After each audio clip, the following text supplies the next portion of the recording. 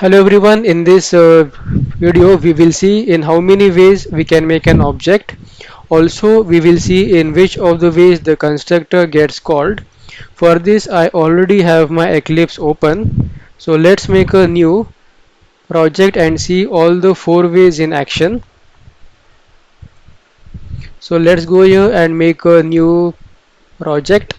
We will name this as ways to create object and click on finish.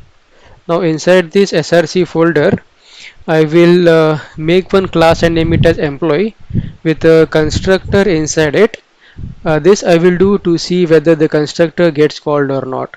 Also I will add one variable and name it as first name, and this will help us to access to see whether the variable gets accessed or not. So let's do these things. Go here and create a new class, name it as employee, and the package name will be com.viz, and click on finish. We will have one constructor inside this, and I will write one sysout, say constructor got called. I will add one variable, name it as first name,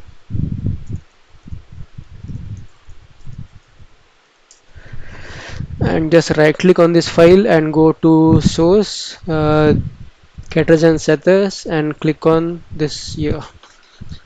So now it is done. Now we will go ahead and add one more class which we will use to make objects of this class. So let's make that new class as well. We will name this as test file, and let's have a main method inside it. So like I earlier said, altogether there are four ways. So the first way is by using the new keyword.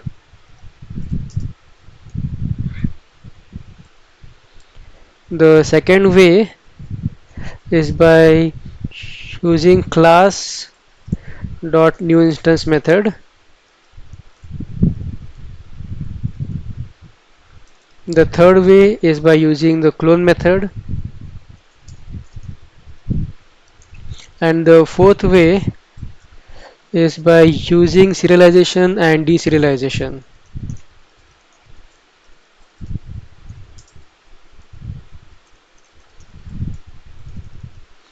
So now we will see the first option. So now we will see the first way.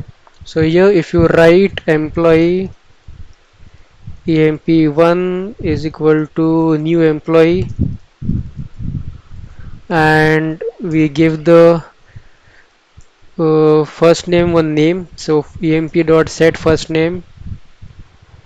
So let's say the first name is xyz1, and here I will write one sysout. I will display that name, get first name, and here I will write first way. Now if I save this file and if I run the code, in the output we can see the name, and also we can see that the constructor got called. So in this case, first case, the constructor gets called. Now we will see how to use class.new instance. So for this also, for this I will create one new object. Say we'll name it as 2 is equal to, we'll write employee dot class dot new instance, and I will copy this from here. I will paste it here, and I will change this to emp2 xyz2 second way, and this also I will change it to 2. Now here if you see I am getting a compile time error, So let's add the throws declaration. Now if I save this file and if I run the code, here also I can see the name, and also in this case also the constructor gets called. So in the second way also constructor gets called. Now we will see how to use the clone. So here if I create one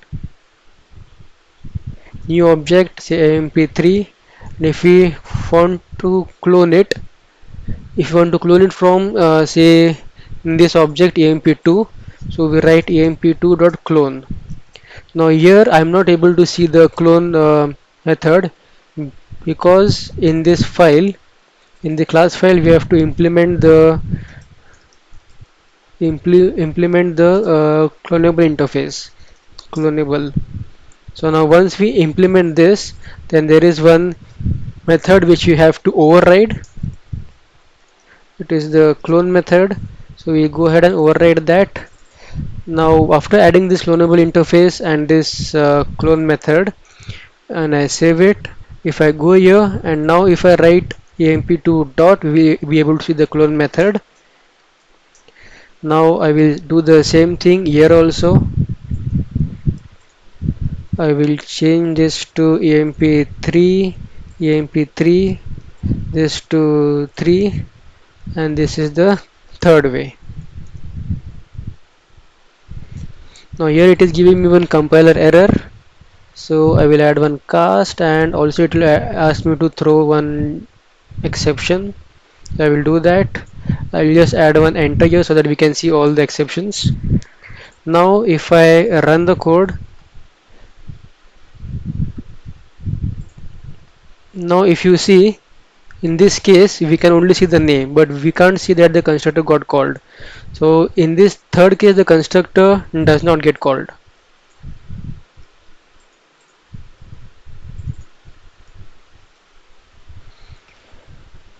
Now to see the serialization and deserialization in action, I already have the code with me, so I will just go and copy this piece of code from here and I will paste it here. So here in this case I will have to import all these things: file output stream, object output stream.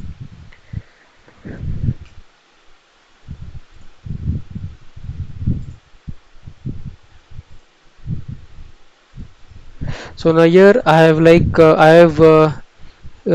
written the first object into a file name as abc.txt. So if I save this file and if I run the code,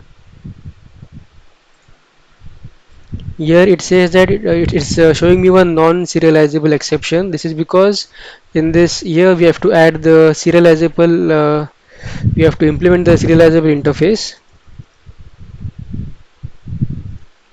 So now once we add the serializable interface to this class, we will be able to serialize and deserialize its objects. So here now if I try to run the code, if I save it and if I try to run the code, it will run, and if I go and refresh this,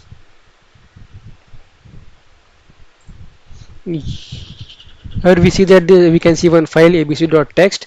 If I open this file, we will see that this object will be saved inside this file. So this is that object. So now since we already have that object with us, this code is not required. We will go ahead and remove this code, and to uh, deserialize the object, I have this code with me. So let's copy this code and put it in your Eclipse. Again we'll have to import everything.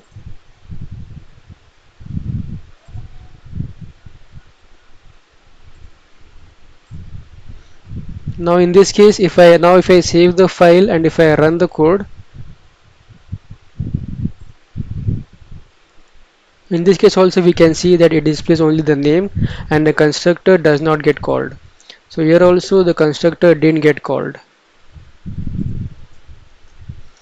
So now we can see that in the first two cases the constructor gets called, and in the last two cases the constructor didn't get called.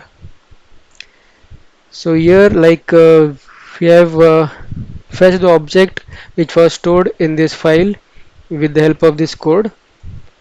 So we have fetched that from there, and we have found one new object with the help of a read object, and then we have called the first name.